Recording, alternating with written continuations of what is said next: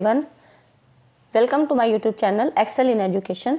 Friends, net paper first की तैयारी आपकी इस चैनल से करवाई जा रही है और सेकंड पेपर एजुकेशन की। तो आपकी इस तैयारी में हम लोगों ने पीपल डेवलपमेंट एंड एनवायरनमेंट, ठीक है, इस यूनिट के हमने 100 क्वेश्चंस की सीरीज शुरू की थी, जिसमें से आज ये आपका थर्ड पार्ट है। 2 पार्ट आ चुके हैं, तो करीब आपके 50 क्वेश्चंस हो चुके हैं। ठीक है, आज ये आपका थर्ड पार्ट है, इसमें भी कुछ 25-30 क्वेश्चंस आपके हो जाएंगे। तो इस तरह से क्या है, आपका काफ़ी चीज़ मैं ऐसे इसलिए बोल रही हूँ क्योंकि अगर मैंने यहाँ पे 20 क्वेश्चंस या 25 क्वेश्चंस लिए हैं तो उनसे रिलेटेड चीज़ें भी आपको बताई हैं, और उससे क्या होता है, लिंक होके आपके एक क्वेश्चंस में ही काफ़ी चीज़ें तैयार हो जाती हैं। ठीक है, तो इसी संदर्भ में ये पार्ट थर्ड है, और अब तक आपने नहीं देखा है तो उन वीडियोज़ को देख लीजिए। साथ में करेंट अफेयर की सीरीज़ भी चल रही है। ठीक है, तो करंट अफेयर की भी कुछ वीडियो आ गई हैं, आप लोग देख लीजिएगा। इंपॉर्टेंट हैं, सारे इंपॉर्टेंट पॉइंट्स उसमें लिए गए हैं। तो चैनल को अभी तक आपने सब्सक्राइब नहीं किया है तो सब्सक्राइब ज़रूर करिए। और ये भी मैं कहना चाहूँगी कि देखने वालों की संख्या तो बहुत रहती है और नॉट सब्सक्राइब लोग बहुत ज़्यादा हैं। सब्सक्राइब नहीं करते हैं, देख लेते हैं, अच्छी बात है, वीडियो आ ही इसीलिए रही है कि आपके लिए हेल्पफुल हो और आप लोग देखें। लेकिन सब्सक्राइब करेंगे, लाइक एंड शेयर करके जाएंगे तो मुझे भी अच्छा लगेगा, मुझे भी मोटिवेशन मिलेगा। ठीक है, तो आप लोग सब्सक्राइब भी करिए, लाइक करिए और शेयर करिए। टेलीग्राम चैनल को भी ज्वाइन कर लीजिए। चलिए फ्रेंड्स, स्टार्ट करते हैं। और इसी तरह की आपको सीरीज़ जो है रिसर्च एप्टीट्यूड और टीचिंग एप्टीट्यूड, बाकी जो आईसीटी वगैरह के हैं, इनसे संबंधित मैं एक्सपेक्टेड क्वेश्चंस और आपके जो प्रीवियस ईयर क्वेश्चंस हैं, यहाँ पे प्रीवियस ईयर क्वेश्चन 2019 से लेके 2022 तक के सारे क्वेश्चंस हैं, 4-5 साल के जितने भी हैं।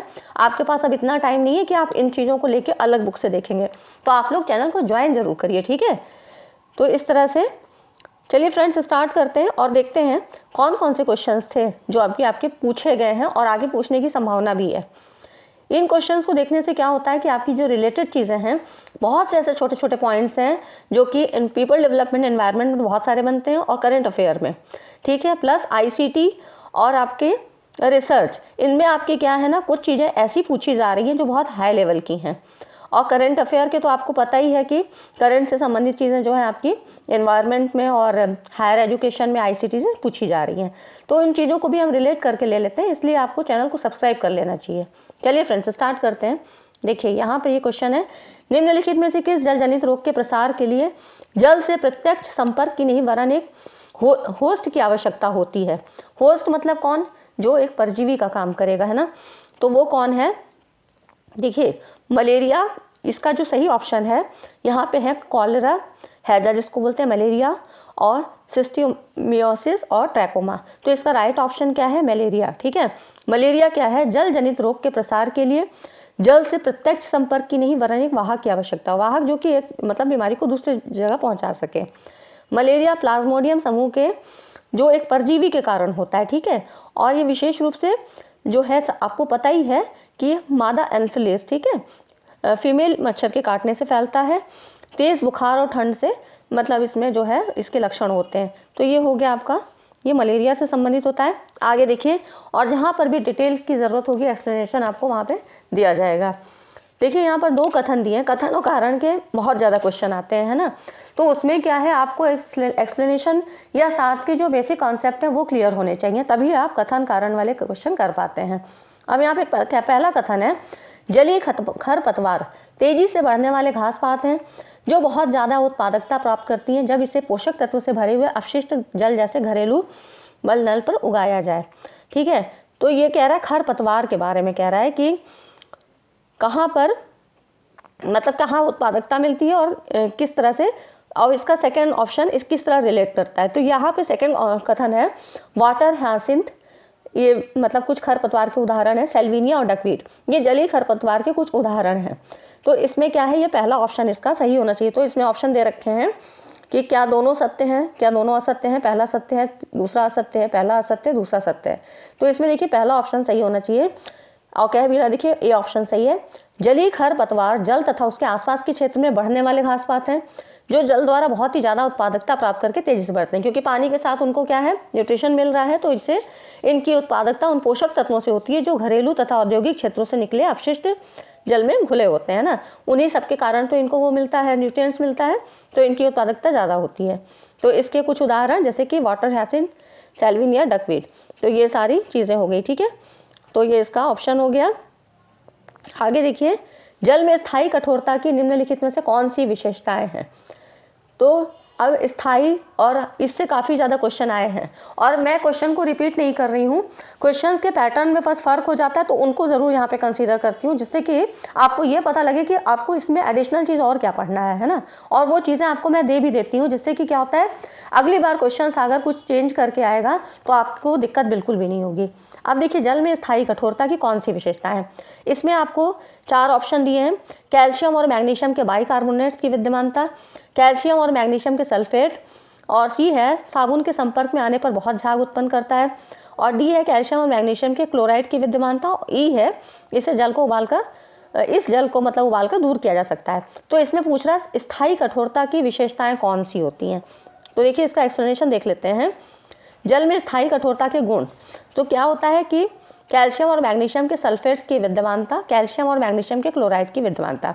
अब अस्थायी और स्थायी कठोरता होती क्या है। टेम्परेरी हार्डनेस, तो अस्थायी कठोरता जल में कैल्शियम और मैग्नीशियम के हाइड्रोजन कार्बोनेट की उपस्थिति के कारण होती है, इसे उबालकर दूर कर सकते हैं, ठीक है। टेम्परेरी है, ऐसे याद रखिएगा, टेम्परेरी है, तो इसको उबाल के दूर कर सकते हैं, ये स्थायी रूप से हमेशा नहीं बनी रहेगी, है ना। और किसके कारण हुई, हमेशा कैल्शियम और मैग्नीशियम के ही जो है इसमें कंपाउंड्स होंगे। तो कैल्शियम और मैग्नीशियम के हाइड्रोजन कार्बोनेट होते हैं अस्थायी में, जिनको दूर किया जा सकता है। और परमानेंट की बात करें, स्थायी कठोरता, तो स्थायी कठोरता जल में घुलनशील कैल्शियम और मैग्नीशियम के क्लोराइड और सल्फेट के रूप में होती है, ठीक है। तो आप ऐसे याद रखिएगा कि जो स्थायी कठोरता है उसमें 2 चीज़ें हैं ना, ज़्यादा पावरफुल है, ऐसे याद रखिए। तो कैल्शियम और मैग्नीशियम के क्या है, 2 तत्व, क्लोराइड और सल्फेट, और इसमें क्या है, मैग्नीशियम और कैल्शियम के हाइड्रोजन कार्बोनेट, ठीक है। ऐसे याद रखिएगा तो आपको याद रहेगा। और ये उबालने से दूर नहीं की जा सकती है क्योंकि परमानेंट होती है। तो इस हिसाब से इसका ऑप्शन क्या होगा, डी ऑप्शन बोल रहा है, केवल बी और डी, मतलब ये कैल्शियम और मैग्नीशियम के सल्फेट्स की विद्यमानता और कैल्शियम और मैग्नीशियम के क्लोराइड की विद्यमानता, ठीक है। ये चीज़ें हो गई स्थायी कठोरता। और इसका अब की बार तो ऐसे पूछा गया मान लीजिए, लेकिन अगली बार हो सकता है अस्थायी का पूछ लें तो आपको दिक्कत नहीं होगी, याद रहेगा, है ना। चलिए, ये हो गया आपका। आगे देखिए, खतरनाक अपशिष्ट को अभिलक्षित करने के लिए निम्नलिखित में से कौन सी विशेषताओं पर विचार किया जाता है।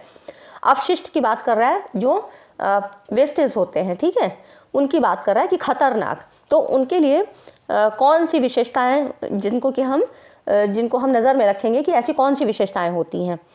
तो यहाँ पर देखिए, इसमें कह रहा है कंडक्टिविटी, और उसके बाद है एक ज्वलनशीलता, कंडक्टिविटी मतलब सुचालकता से मतलब होता है, ठीक है, और कोरोजिविटी संचारकता, जो जंग लगने का कारण होता है, कोरोजन, और फिर है चुंबकीय प्रवृत्ति और अभिक्रियाशीलता।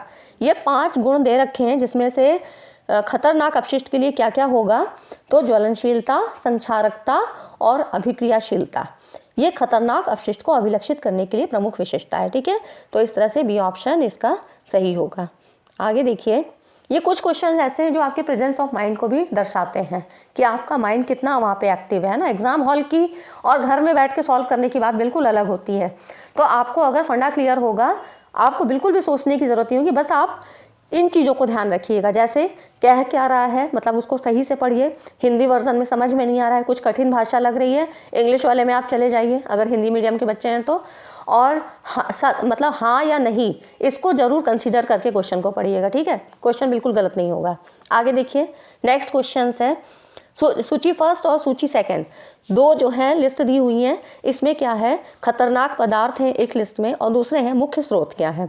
तो यहाँ पर देखिए, लेड है और फिर है पीसीबी, पॉलीक्लोरिनेटेड बाइफेनाइल्स, बेंजीन है और विनाइल क्लोराइड है, ठीक है। अब ये किसकी श्रेणी में आता है, मुख्य स्रोत क्या है, तो लेड का है, इसको याद कर लीजिएगा, ठीक है। इसकी मैं पूरी टेबल आपको दे दूंगी। लेड क्या है, पेंट में है, और पॉलीक्लोरिनेटेड बायोफेनाइल्स विद्युत इंसुलेशन है, पीसीबी, है ना। पीसीबी आपने सुना होगा कि सर्किट बोर्ड में यूज़ करते हैं, तो ये इंसुलेटर का काम करता है, ठीक है। बेंजीन क्या है, गैसोलीन है, और विनाइल क्लोराइड प्लास्टिक इंडस्ट्रियल उपयोग में होता है। तो ये हो गए आपके खतरनाक पदार्थ और मुख्य स्रोत। ये कुछ ही क्वेश्चंस ऐसे बनते हैं। आगे देखिए, अंतर्राष्ट्रीय सौर संधि के बारे में निम्नांकित में से कौन सा सत्य है। अब आप बोलेंगे कि ये तो हमने पिछली सीरीज में किया था, तो हाँ बिल्कुल उसमें भी आया था यही क्वेश्चन। देखिए यहाँ पर कितनी बार आ चुका है, तो लेकिन इसमें क्या है, इसका पैटर्न अलग है। अब इसमें 5 इसमें ऑप्शन दे रखे हैं, इसमें पूछेगा कि कौन से इसके बारे में सत्य हैं। और पिछली बार पूछा था समझौता पूछा गया था, अगर आपको याद होगा, अगर आपने वो 2 सीरीज देखी होंगी जो 100 क्वेश्चन की सीरीज पीपल डेवलपमेंट की चल रही है, तो वहाँ पे आपने ये क्वेश्चन देखा होगा, इसी टॉपिक से क्वेश्चन आया था। तो अंतर्राष्ट्रीय सौर संधि ISA के बारे में कौन से कथन सत्य हैं कि इसका मुख्यालय वाशिंगटन DC में है, ये सही नहीं है। ये भारत और फ्रांस का संयुक्त उपक्रम है, सही है। भाग लेने वाले अधिकतर देश दक्षिणी गोलार्ध में हैं। फिर नेक्स्ट है हस्ताक्षरकर्ता देश 121 हैं। अधिकतर सूर्य की रोशनी से दीप्त देश में भागीदार हैं। तो इसका जो है ये आप फिगर याद रखिएगा, ठीक है। ये एक फिगर है, यही फिगर मैंने पिछली बार भी दिया था, तो इसको आप बिल्कुल बैठा लीजिए दिमाग में, क्योंकि यहाँ से क्वेश्चन हर बार बन रहा है। क्योंकि क्या है, अब इसका घोषणा पत्र क्या है, आपको 2030 तक $1000 बिलियन जुटाने का लक्ष्य है सदस्य देशों द्वारा वहनी व कम लागत वाली सौर ऊर्जा उपलब्ध कराने हेतु, ठीक है। सोलर एनर्जी की बात कर रहा है और इसका टारगेट क्या है 2030। तो ये क्वेश्चन तो आप अब आता ही रहेगा, जहाँ पर भी आपके डेवलपमेंट या एनवायरनमेंट से संबंधित क्वेश्चन बन रहे हैं, तो वहाँ पे ये क्वेश्चन आएगा ही आएगा। तो इसलिए इस फिगर को याद रखिए, 4-6 लाइनें हैं, बिल्कुल याद हो जाएगा। देखिए इसमें अंतर्राष्ट्रीय सौर गठबंधन में क्या था, कर्क रेखा और मकर रेखा के बीच 121 देशों का समूह है, पहली बात तो। और अपनी ऊर्जा आवश्यकताओं हेतु सूर्य द्वारा प्राप्त ऊर्जा का उपयोग करने हेतु प्रतिबद्ध, मतलब सोलर एनर्जी को ही यूज करने की बात कर रहा है, ठीक है। उद्घाटन तो 2015 में हुआ था। सम्मेलन कहाँ हुआ था, संयुक्त राष्ट्र जलवायु परिवर्तन सम्मेलन पेरिस, और उपस्थिति नरेंद्र मोदी और फ्रांस के तत्कालीन राष्ट्रपति फ्रांसवा ओलांद, ठीक। ये सारी चीज़ें आपने इसको ही बिल्कुल याद रखना है। पहला शिखर सम्मेलन 2018 नई दिल्ली और सचिवालय गुरुग्राम। जब इतनी चीज़ें आपको पता हो गई तो इससे ऑप्शन आप निकाल लेंगे। तो इसका ऑप्शन क्या होगा कि भारत और फ्रांस का संयुक्त उपक्रम है, बिल्कुल सही बात है। और हस्ताक्षरकर्ता देश 121 हैं। अधिकतर सूर्य की रोशनी से दीप्त देश इसमें भागीदार हैं, ठीक है। तो ये हो गया आपका अंतर्राष्ट्रीय सौर संधि के बारे में। पिछली बार पूछा गया था किसके किसके बीच ये समझौता हुआ था, तो ये आपने देख लिया, भारत और फ्रांस के बीच में। नेक्स्ट क्वेश्चन है, सूची फर्स्ट के साथ सूची सेकंड का मिलान कीजिए। अब देखिए यहाँ पर भी ई वेस्ट कंपोनेंट्स की बात कर रहा है, और उसके जो है देयर यूजेस की बात। दूसरी लिस्ट में क्या है, यूजेस दिया हुआ है, तो जैसे मरकरी है ना, Hg जिसको बोलते हैं, और फिर है आपका पॉली क्लोरिनेटेड बाइफेनाइल्स PCB। देखिए यहाँ पर भी बार बार रिपीटेड है, लेकिन कुछ यहाँ पर ऑप्शन चेंज हो गए हैं। और फिर है आपका ब्रोमिनेटेड फ्लेम रिटार्डेंट्स और PVC। कितनी चीज़ें तो वही पूछी जा रही है ना, कुछ अलग है, लेकिन यहाँ पर यूज़ पूछा है, और वहाँ पे क्या था, खतरनाक अपशिष्ट पूछा था, है ना, उनके जो है सोर्सेस के पूछा था। तो यहाँ पर देखिए इनके उपयोग के बारे में पूछ रहा है। तो मरकरी पारा जो होता है, फ्लैट स्क्रीन मॉनिटर्स के रूप में होता है। और PCB की बात करें तो कैपेसिटर्स और ट्रांसफार्मर्स में होता है। पॉलीक्लोरिनेटेड बाइफेनाइल्स PCB, है ना। फिर है ब्रोमिनेटेड फ्लेम रिटार्डेंट्स, ये प्रिंटेड सर्किट बोर्ड में यूज़ होता है, और PVC इंसुलेशन के रूप में। याद हो जाएंगी चीज़ें, ये उपयोग में इसके लाई जाती हैं, ठीक है। तो यहाँ तक ये आपके क्वेश्चन हो गए, और पूरा वीडियो देखिएगा, क्योंकि लास्ट में कुछ जो है चीज़ें ऐसी होती हैं जो आपके हर बार पूछी जाती हैं और उनसे रिलेटेड चीज़ें होती हैं, तो शॉर्ट नोट्स के टाइप में होती हैं, ठीक है। और फ्रेंड्स, अभी तक आपने सब्सक्राइब नहीं किया हो तो सब्सक्राइब ज़रूर करिए, मेरे मोटिवेशन को भी बढ़ाइए, क्योंकि आपको यहाँ पर अच्छा कंटेंट मिलेगा एग्ज़ाम ओरिएंटेड, कि आपका NHRF क्लियर हो जाए, ठीक है। मैं ऐसी कोई फालतू कोई भी यहाँ पे कंटेंट नहीं प्रोवाइड करती हूँ जो कि आपके लिए हेल्पफुल ना हो, आपका टाइम बर्बाद हो, और मेरा खुद भी। वीडियो बनाने में भी बहुत टाइम लगता है, तो आप लोग चैनल को सब्सक्राइब ज़रूर करा कीजिए, क्योंकि देखने वालों की संख्या इतनी ज़्यादा है, लेकिन सब्सक्राइब नहीं करते हैं लोग, देख के चले जाते हैं, तो ये भी ठीक बात नहीं है ना। सब्सक्राइब आपको करना चाहिए, और वीडियो पसंद आए तो लाइक और शेयर करने में भी कंजूसी नहीं करनी चाहिए। आगे देखिए, BOD के बारे में बात कर रहा है। बायोकेमिकल ऑक्सीजन डिमांड अपशिष्ट जल शोधन संयंत्र के कार्य निष्पादन का एक मुख्य संकेतक है। मतलब इसमें ये कह रहा है, पहले तो क्वेश्चन की लैंग्वेज समझिए।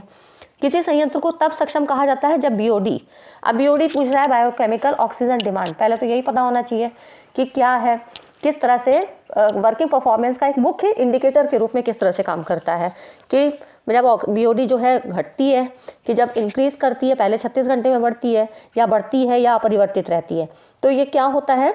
तो जैविक पदार्थों की ऐसी एक डेफिनेशन है, ये है जैविक पदार्थों की एक निश्चित मात्रा के विघटन के लिए आवश्यक ऑक्सीजन को जैविक ऑक्सीजन मांग कहते हैं। तो जैविक पदार्थों की मात्रा के विघटन के लिए जब ये जल के उसमें रहेंगे, जल के सोर्स में रहेंगे, तो क्या होगा, कुछ ऑक्सीजन ज़रूरत पड़ेगी जो कि उसका डिकम्पोज करेगी। इसी को बायोलॉजिकल ऑक्सीजन डिमांड कहते हैं, BOD। यह अपशिष्ट जल शोधन संयंत्र के कार्य निष्पादन का मुख्य संकेतक है। मतलब कैसे है, इंडिकेटर का काम कैसे करेगा, जब BOD घटता है, ठीक है, जब बायोकेमिकल ऑक्सीजन डिमांड घटता है तब ये क्या होगा कि इस जो है, ये जो भी इंस्ट्रूमेंट है, मतलब जो भी ये एक संयंत्र है, मतलब सिस्टम है, सिस्टम कह सकते हैं, तो तभी इसको सक्षम कहा जाएगा जब इसमें BOD की मात्रा घटती है, ठीक है। तो यहाँ पर इसको समझिए, देखिए बायोलॉजिकल ऑक्सीजन डिमांड, ये क्या होता है, जल में ऑक्सीजन की इस मांग से ही प्रदूषण का पता लगता है। पहली बात तो ये कि ये ऑक्सीजन, मतलब जो जल में प्रदूषण की मात्रा कितनी है, इसी के द्वारा पता लगता है।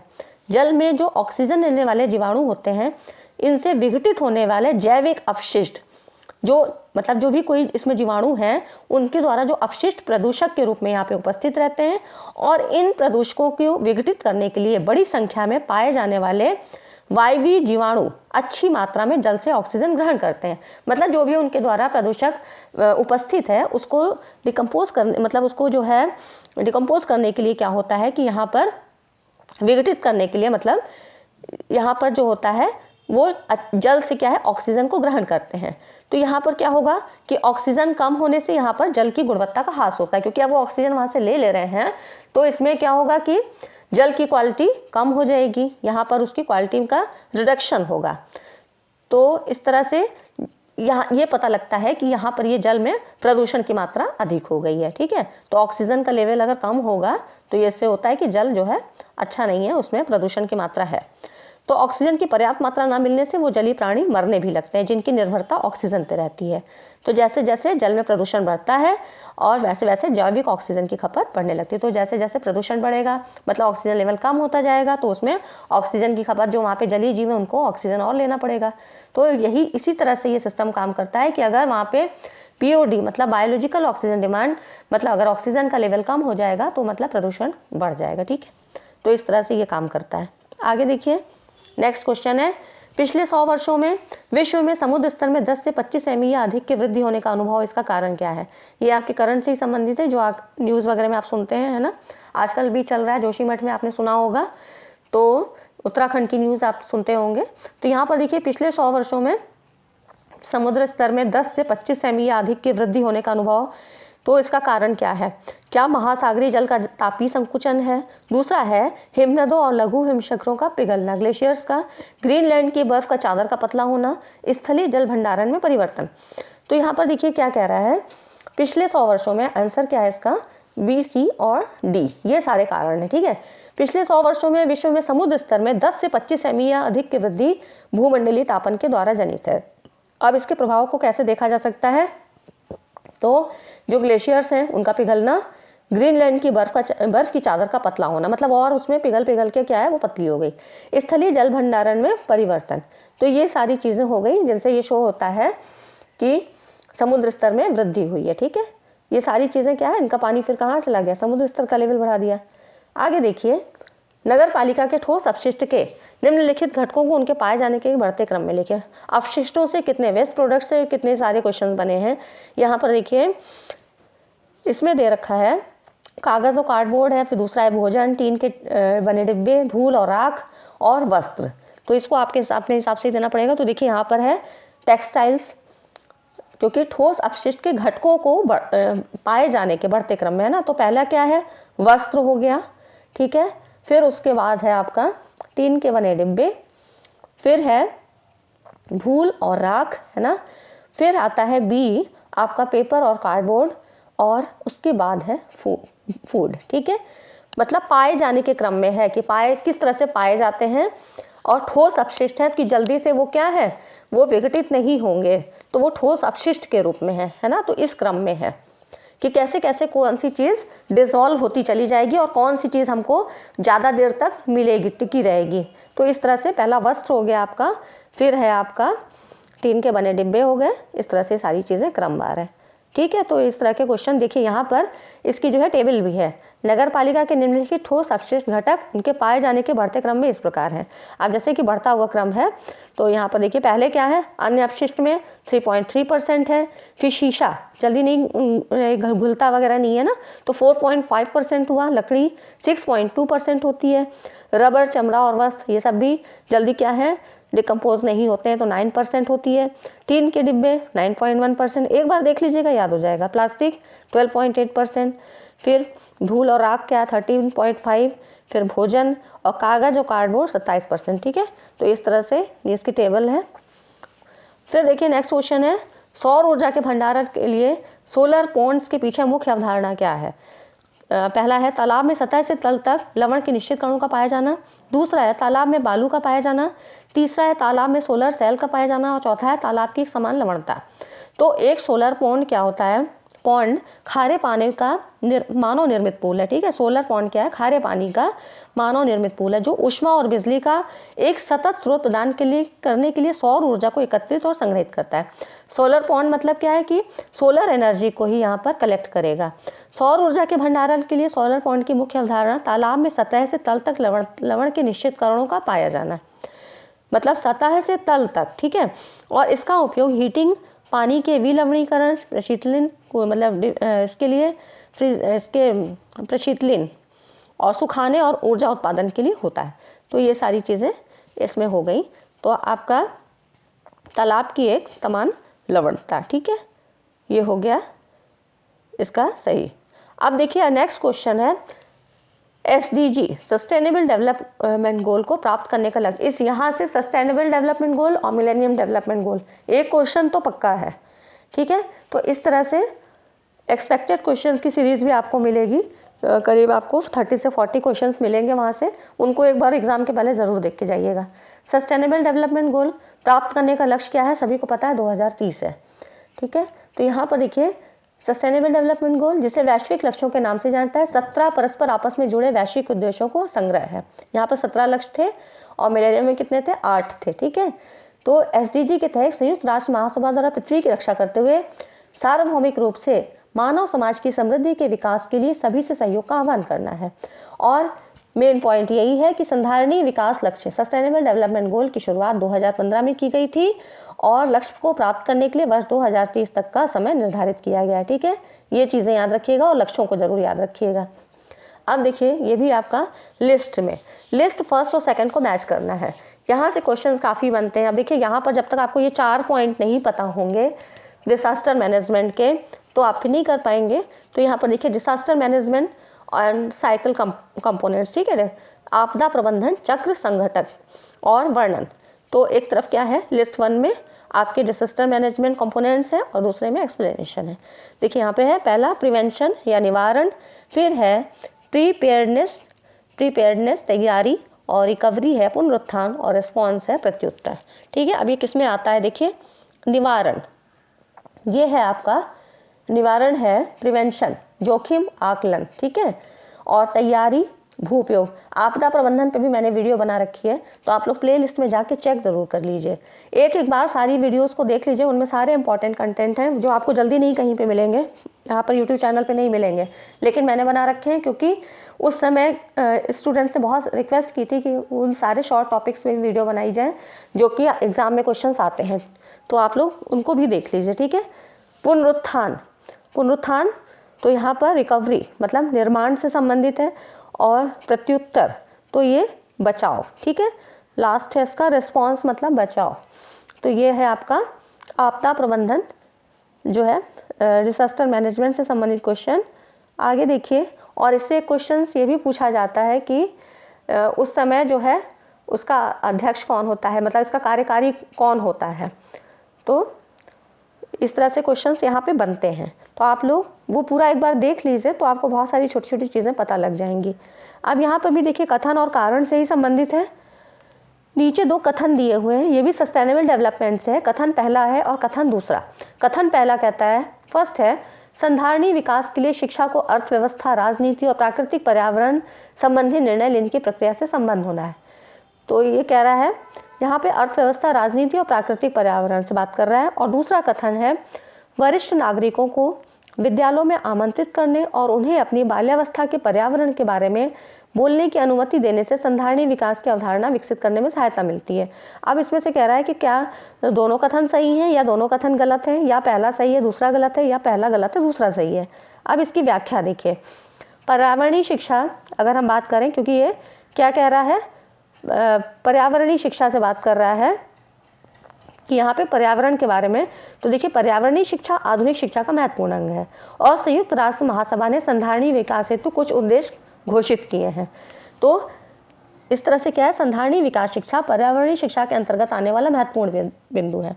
सस्टेनेबल डेवलपमेंट हेतु शिक्षा का अर्थव्यवस्था, राजनीति और प्राकृतिक पर्यावरण संबंधी निर्णय लेने की प्रक्रिया से संबंध होता है और इस प्रक्रिया में वरिष्ठ नागरिकों को विद्यालयों में आमंत्रित करने और उन्हें अपनी बाल्यावस्थाओं की अवधारणा विकसित करने में सहायता मिल सकती है। ठीक है, तो ये आपके इस तरह से दोनों ही ऑप्शन सही हैं।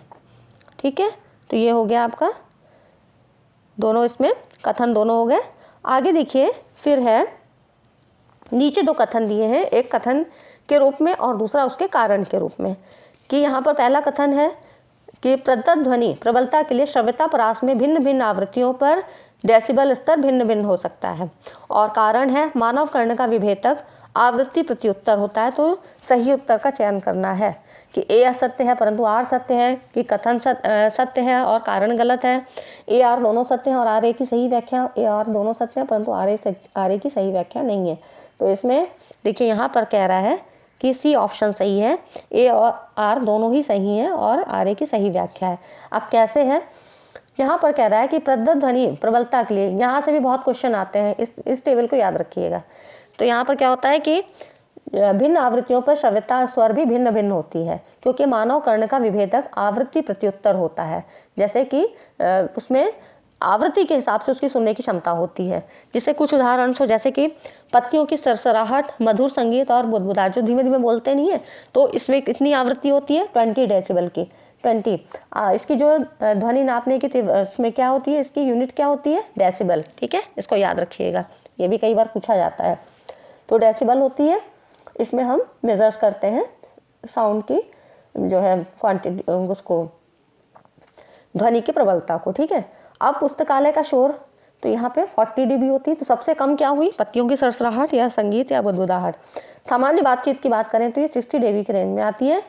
और भारी ट्रैफिक, इसीलिए कह रहा है ना कि ध्वनि प्रबलता के लिए श्रव्यता परास में भिन्न भिन्न आवृत्तियों पर स्वर का लेवल भी भिन्न भिन्न होता है, क्योंकि मानव कर्ण का विभेदक आवृत्ति प्रत्युत्तर होता है। जैसी उसको ध्वनि सुनाई देगी वैसा ही, जैसी मतलब जैसा जहाँ का एटमॉस्फेयर होगा, जैसी उसको जिस डेसिबल की सुनाई देगी उसका कान जो है उसी लेवल को ग्रहण करता है। ठीक है, सामान्य बातचीत तो 60 dB डेसिबल की बात हो गई।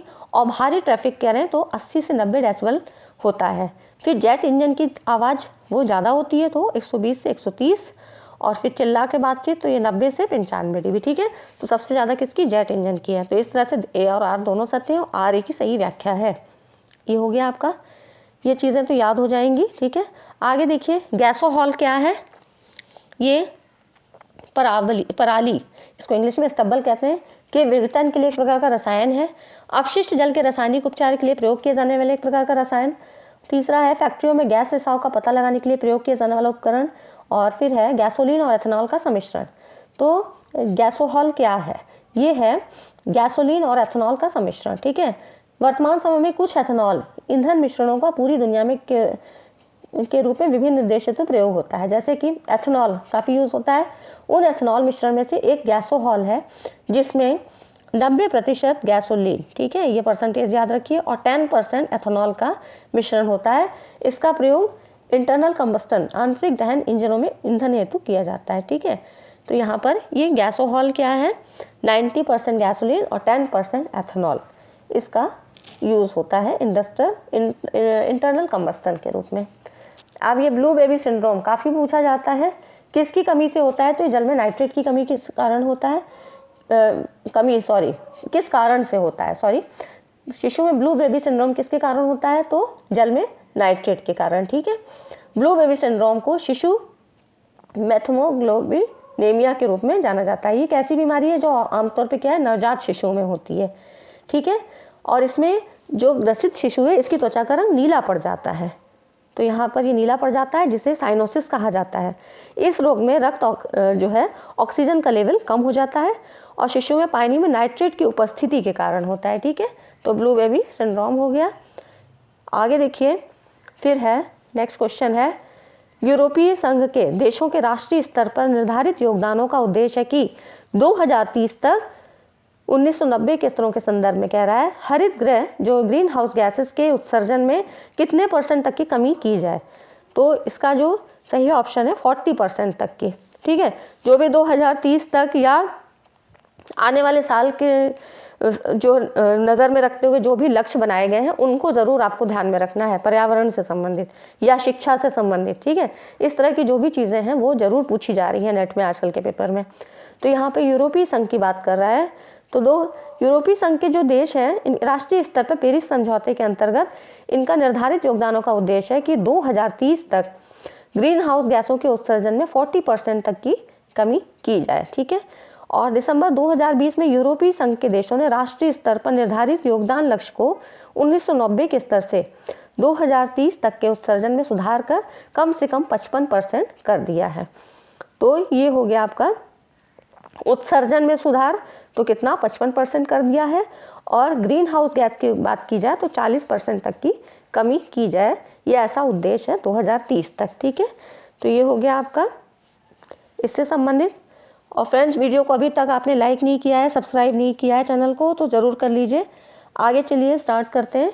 यहाँ पर देखिए, निम्नलिखित में से कौन से जलवायु परिवर्तन पर राष्ट्रीय कार्य योजना के मिशन हैं। ये जो जलवायु परिवर्तन से संबंधित सवाल हर बार पूछे जा रहे हैं। तो यहाँ पर देखिए इसके मिशन कौन कौन से हैं। देखिए, पहला है राष्ट्रीय सौर मिशन, और फिर है हरित भारत मिशन, तीसरा है पश्चिम घाट विकास मिशन, राष्ट्रीय जल मिशन, और 5वां है वायु प्रदूषण उपशमन मिटिगेशन मतलब मिशन। ठीक है, तो चूज द करेक्ट आंसर कह रहा है। तो इसका सही ऑप्शन है यहाँ पर देखिए, पहला है राष्ट्रीय सौर मिशन, फिर है हरित भारत मिशन, और चौथा है राष्ट्रीय जल मिशन। अब इसके देख लेते हैं कि राष्ट्रीय जल परिवर्तन में क्या क्या चीज़ें थी। राष्ट्रीय जलवायु परिवर्तन के लिए राष्ट्रीय कार्य योजना NAPCC national action plan on climate change. ठीक है, इसका पूरा फुल फॉर्म क्या हुआ, national action plan on climate change. इसके अंतर्गत ये क्या है, एक भारत सरकार का कार्यक्रम था। इसे 2008 में जलवायु परिवर्तन के प्रतिकूल प्रभाव को कम करने और अनुकूल बनाने के लिए किया गया था, शुरू किया गया था। तो 2008 में ही शुरू हुआ था जलवायु परिवर्तन कार्यक्रम, और ये जो है इसके 8 ही मिशन थे, याद रहेगा 2008 में शुरू हुआ था और 8 ही मिशन थे। तो जिसमें कौन कौन से थे, जैसे राष्ट्रीय सौर मिशन पहला हो गया, उन्नत ऊर्जा दक्षता के लिए राष्ट्रीय मिशन, सतत पर्यावरण पर, ठीक है, सस्टेनेबल डेवलपमेंट पे राष्ट्रीय मिशन, राष्ट्रीय जल मिशन है, और 5वां है हिमालयी पारिस्थितिक तंत्र को बनाए रखने के लिए राष्ट्रीय मिशन, इकोसिस्टम की बात करता है, हरित भारत मिशन ग्रीनरी के लिए बात करता है, सतत कृषि के लिए भारतीय मिशन, और जलवायु परिवर्तन के लिए सामरिक ज्ञान पर राष्ट्रीय मिशन। तो ये 8 मिशन थे इसके, इनको याद रखिएगा। इस बार तो देखिए इसमें आपके 3 आ रहे हैं। ठीक है, इनका ऑप्शन ये हो गया, लेकिन 8 इनको देख लीजिएगा एक बार, याद हो जाएंगे। ठीक है, आगे देखते हैं। निम्नलिखित सूची फर्स्ट और सूची सेकंड से मैच करना है। अब यहाँ पर प्रोटोकॉल से संबंधित सवाल हमेशा पूछे जाते हैं, है ना। तो प्रोटोकॉल में आपके देखिए यहाँ पर लिस्ट फर्स्ट में है मॉन्ट्रियल प्रोटोकॉल, रियो शिखर सम्मेलन, क्योटो प्रोटोकॉल और पेरिस समझौता। इनको आपको मैच करना है यहाँ पे।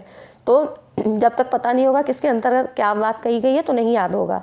यहाँ पर देखिए मॉन्ट्रियल प्रोटोकॉल ये ओजोन क्षरण से है, ओजोन लेयर को बचाने के लिए।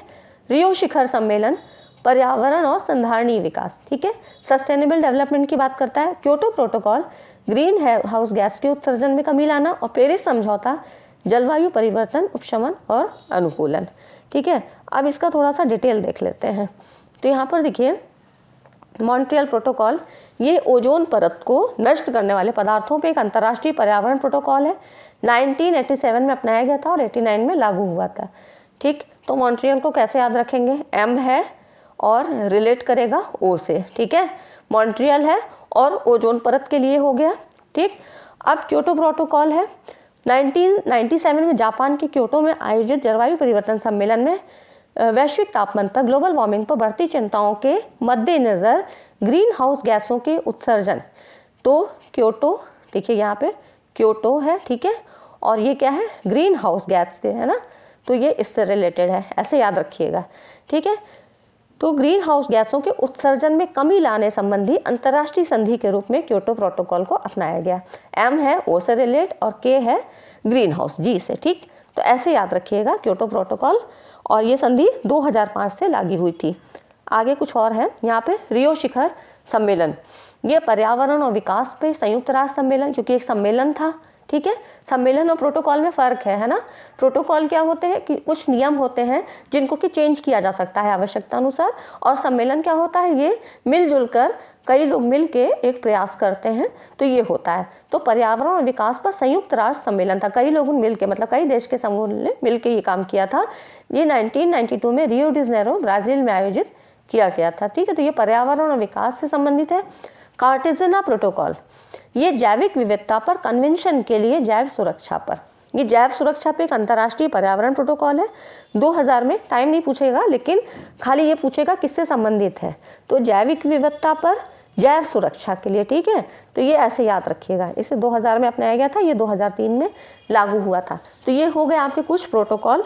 तो उम्मीद करती हूँ ये वीडियो आपके लिए हेल्पफुल होगी, और इसी तरह से आपके और जितने भी क्वेश्चन बच रहे हैं, 60 आज हो गए, और जितने बच रहे हैं वो 100 में पूरे करवा दूंगी। उसके बाद इसी तरह से रिसर्च और आईसीटी और टीचिंग एप्टीट्यूड, ये 4 और प्लस इंडियन लॉजिक, ये कुछ चीज़ें, कम्युनिकेशन, इतने अगर आप ये सारी चीज़ें यहाँ से कवर कर लेंगे ना, तो आपका नेट बिल्कुल क्लियर हो जाएगा।